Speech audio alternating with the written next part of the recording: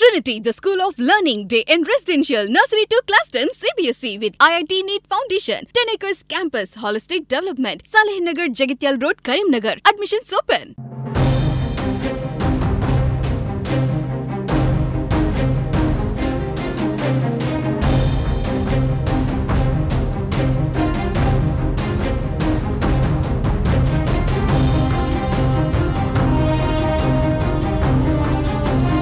తెలంగాణలో ఉగ్రమూలాలు ఆందోళన కలిగిస్తున్నాయి.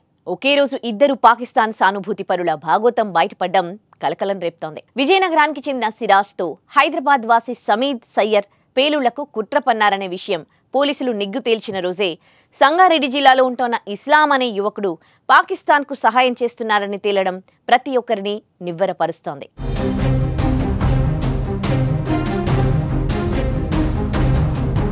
జమ్మూ కాశ్మీర్లోని పెహల్గాంలో హిందువుల కాల్చివేత తర్వాత భద్రతా దళాలు పూర్తి స్థాయిలో చర్యలు తీసుకుంటున్నాయి.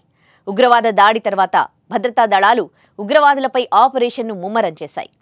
ఈ క్రమంలోనే ఆపరేషన్ ఘోష్ సిమ్ను అస్సాం పోలీసులు ప్రారంభించారు.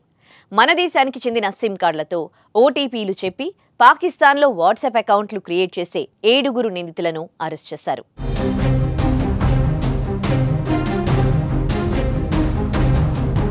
ఏడుగురిలో సంగారెడ్డికి చెందిన ఇస్లాం ఉన్నాడు. ఇస్లాం అనే వ్యక్తి అస్సాం నుంచి వచ్చి సంగారెడ్డిలో కూలీ మేస్త్రీగా జీవనం సాగిస్తున్నాడు. ఇక్కడున్న యువకులను ఉగ్రవాదులుగా తయారు చేయడం, ఫేక్ సిమ్ కార్డులు క్రియేట్ చేసి పాకిస్తాన్ ఏజెంట్లకు పక్కా సమాచారం ఇవ్వడం ఇస్లాం పనిగా పెట్టుకున్నాడు.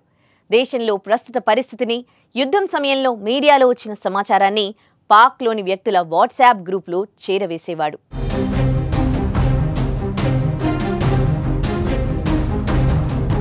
ఇస్లాంతో పాటు మిగిలిన 6 అస్సాం పోలీసులు విచారిస్తున్నారు. వారి వద్ద నుంచి 948 సిమ్ కార్డులను స్వాధీనం చేసుకున్నారు. ఆ సిమ్ కార్డులను నిందితులు సైబర్ క్రైమ్స్తో పాటు యాంటీ నేషనల్ ఆపరేషన్లకు వినియోగించారని పోలీసులు స్పష్టం చేశారు. నిందితులంతా దేశంలోని పలు రాష్ట్రాల్లో చిన్నా చితకా పనులు చేసుకుంటూ సామాన్యులుగా జీవనం సాగిస్తున్నట్లు చుట్టుపక్కల వారిని నమ్మించేవారు.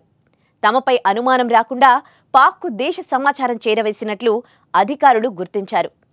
దర్యాప్తులో మరిన్ని విషయాలు తేలనున్నాయి. వీరితో పాటు ఇంకా ఎవరైనా పాక్ కోసం పనిచేశారా, వారి ప్లాన్ ఏంటనేది అధికారులు తేల్చనున్నారు.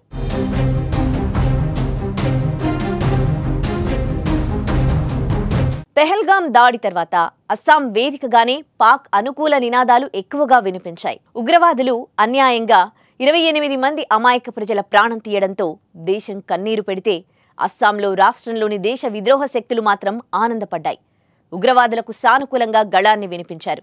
దేశానికి వ్యతిరేకంగా మాట్లాడిన సుమారు 50 మందిని పోలీసులు అరెస్ట్ చేశారు. తాజాగా ఆపరేషన్ ఘోస్ట్ సిమ్లో భాగంగా మరో 7 అరెస్ట్ చేయడం చర్చానీయాంశమవుతోంది. మన దేశంలోనే ఉంటూ, మన తిండే తింటూ, మన గాలినే పీల్చుతూ పాకిస్తాన్కు సాయం చేసిన ఇలాంటి వారికి ఎలాంటి శిక్షలు వేయాలో మీరే కామెంట్ చేయండి.